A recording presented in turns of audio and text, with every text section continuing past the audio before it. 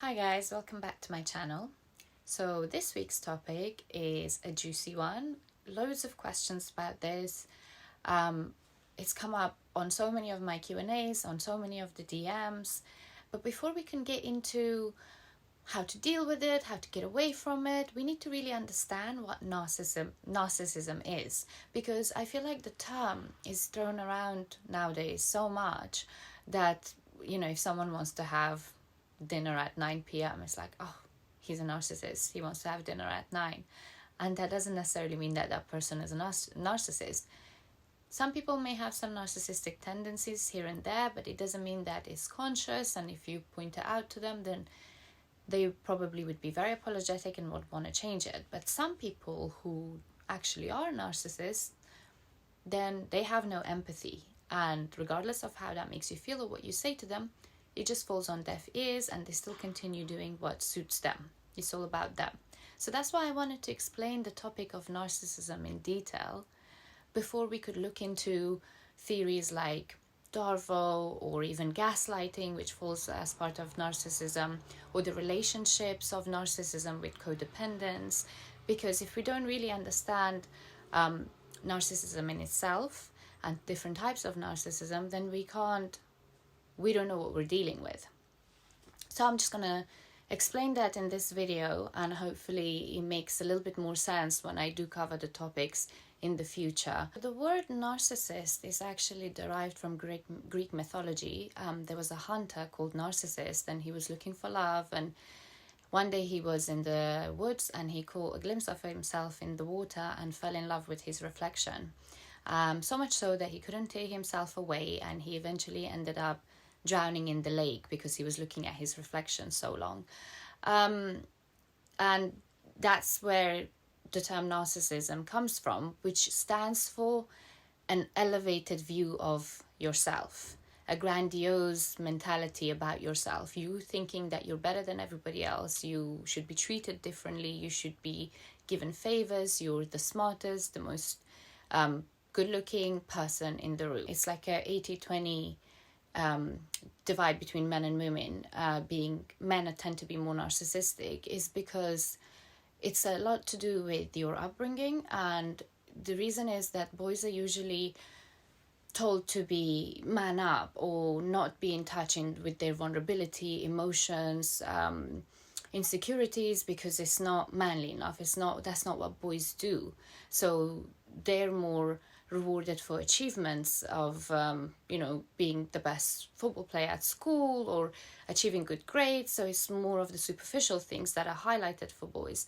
That's why more men tend to be narcissistic, because they lack empathy and emotions hasn't been taught to them, nor is it okay for a man to be in touch. It's not valued in a man.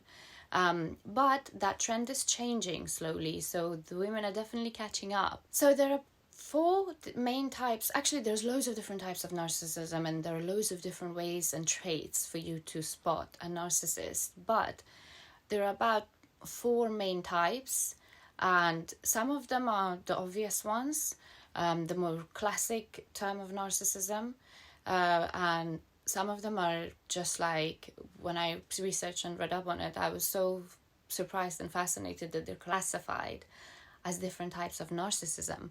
So I'm just going to explain the 4 types. The one that we are most familiar with, or the one that everybody knows the narcissist or associates with narcissism, is the grandiose, elevated self-belief, immense self-involvement, dominant, extroverted, attention-seeking character. That is a classic narcissist, and they're known as the grandiose narcissists. The second type of narcissism is, in fact, more problematic, because they're all the things that the grandiose narcissist is. They're pompous, they're loud, they're extroverted, they don't listen, they lack empathy, but they're also very, very mean, almost psychopathic mean. They would cheat, they would lie, they would steal. They're the most problematic and the most meanest, hurtful type of narcissist. So they have all the traits of the first one, but they also have this trait of super meanness, and they don't mind hurting people or stepping on people or just getting exactly what they want, and whatever's collateral damage, be it. The difference between them and a psychopath would be that they would have a tiny bit of feeling uneasy and uncomfortable when they do mean horrible things to people within their circle. So being very close friends or family members. They may feel some sort of empathy in that situation, whereas a psychopath wouldn't. That's probably one of the differences. And the third type, so this type of narcissism isn't as easily recognizable because it could sometimes come as a little bit of insecurity, or you just feel like you almost feel sorry for them because it's a real victim mentality of narcissism. So this is called covert narcissism, which means secret narcissism. And they have this, so they have the grandiose beliefs, and they do feel like they're better than everybody else, and that they're smartest person in the room, and they're, they have the qualities of the first type of narcissism, but they're also believe that the world owes them something. So if they're not achieving, it's not their fault. It's because the circumstances, the community, the society, the world, their luck is something always going against them. It's not their fault. It's other people's fault. So it's always like, oh, I could have been an amazing actress, but we live in a different world now, and I can't do it because the times have changed. Always to do with like, I am owed, I should have been recognized, why am I not recognized? And if they ever get criticized or they ever get rejected, they take that very badly, and a display of the other narcissistic traits will come out. So the covert one, almost sometimes, because you always feel like, oh my god, this is not working out for me, everything's always falls apart for me, why does this happen to me? So it kind of makes the people around them feel sorry for them.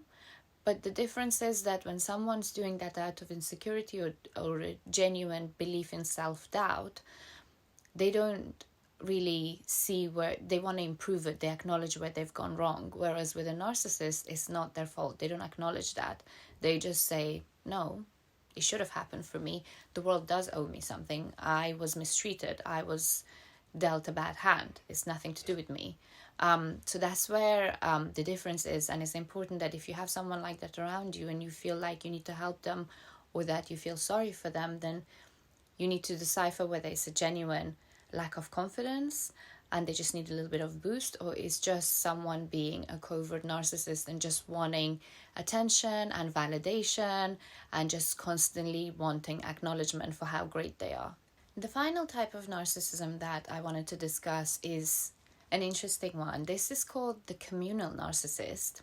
And this is the person who just wants to do a lot of good in the world, but not for the right reasons and intentions. So it's the person that would do charity work and will record it and post it all the time, and then post it as throwbacks, and just wants everybody to know that they're doing this charity work. So it's about doing all these things but wanting the recognition. So they're always out there saving the world or going to gala dinners and donating, but it's always documented, always for show, it's for an image, and would be very involved, but would want everybody to know that this happened because of this person.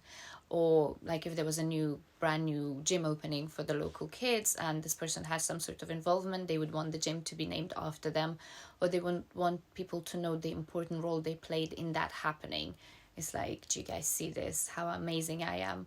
And that's a communal narcissist. So it's just doing things on the outside for an image to try and get recognition and that feeling, elevated feeling of I'm better than everybody else. Look how well put together I am and where I am, but I'm here helping the needy. And that would be the communal narcissist. So now that we've kind of established the 4 types of narcissism, is if you feel that the person that you're with or you're around, or it's your parent, partner, colleague, boss, has these tendencies and they're a narcissist, this I think mainly applies to relationships. So if you're dating a narcissist or you feel that they have these traits, they won't change. So you can't love them into changing. You can't change their personality traits, because most times once someone's classified as a narcissist or has all these narcissistic tendencies, it's very hard for them to snap out of that, especially if they're a grown adult. That's something that's instilled in them, and that's their traits, and they may change temporarily, but the minute they're put under pressure, their true self comes out, and that's the narcissistic tendencies.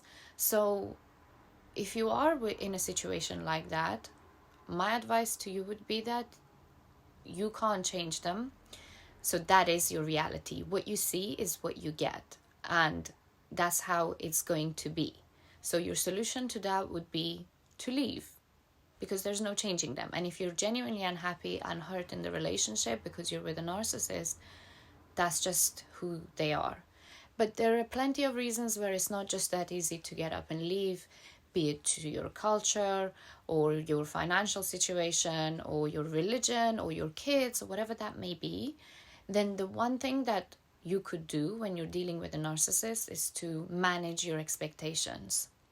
And whatever you are lacking in that relationship, be it, don't ever expect them to start cuddling you and being affectionate and being nice if that's not in them and they're a narcissist, because that's not, you can't teach them or bring that out of them by you doing it. So what happens is that you compensate for everything they lack, and therefore you're constantly giving and you're not getting anything back in return. So you need to manage those expectations with your friends, your family, other people around you. So if you need affection, if you need someone to hear you speak about your feelings because your partner just gaslights you every time you do, then you've got to find a friend that you could speak to. But just understand that they won't change. They are not changing. They are who they are. So you can't change them.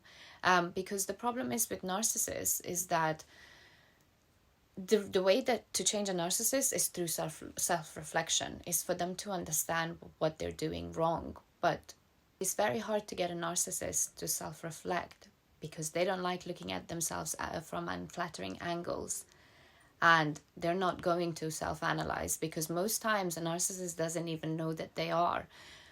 There's a classic theory known that with a narcissist it's hard to diagnose them, because the only people that they harm are the people around them. They themselves don't realize that they're the issue, and they themselves are quite satisfied with what's happening because they're dominant and they get it their way, and they force situations to go how they want. Otherwise they throw tantrums. Therefore you can't you can't diagnose someone who is happy being a twit, basically. That's why it's always the people around them that really suffer. So if you're dealing with a narcissist, you're the one paying the price of them being a narcissist. To sum this up, it's important to understand if you are really dealing with someone who's a narcissist, or is just a term that we're so used to using that it gets thrown about, but the person is just needs a bit of conversation, a bit of communication, and it could get resolved. But if you are dealing with a narcissist, you must know that you cannot love them into changing. You cannot love them for them to show love back. It just will not happen. It doesn't work like that with a narcissist, because they can't regulate and manage their own self-expectations and their own self-beliefs. And that stems down to severe insecurity, because all of narcissism comes down to just having some major insecurities that haven't been looked into or explored or dealt with. So if they can't really manage their own feelings and emotions and expectations, and they have a distorted vision of themselves, how could they see anyone else or manage anyone else's emotions and feelings? I will do a couple videos just looking into different dynamics of relationships with a narcissist and how to deal with maybe narcissistic parents or a partner who uses different manipulation techniques on you, so you understand and you're aware that this is what's happening to you. But before I do any of that, like I said at the start of this video, I just wanted to cover the topic of narcissism, because it is something that's loosely thrown around, and you need to understand who you are dealing with and what you are dealing with. I hope you guys enjoyed this. please write any comments, any input that you have on the topic below, any experiences that you've had, that you've dealt, or you recognize any of these types of narcissism in the people around you. Please write them. I'd love to hear your thoughts and opinions on this. And I will see you guys here again soon. Thanks so much for watching. Mwah.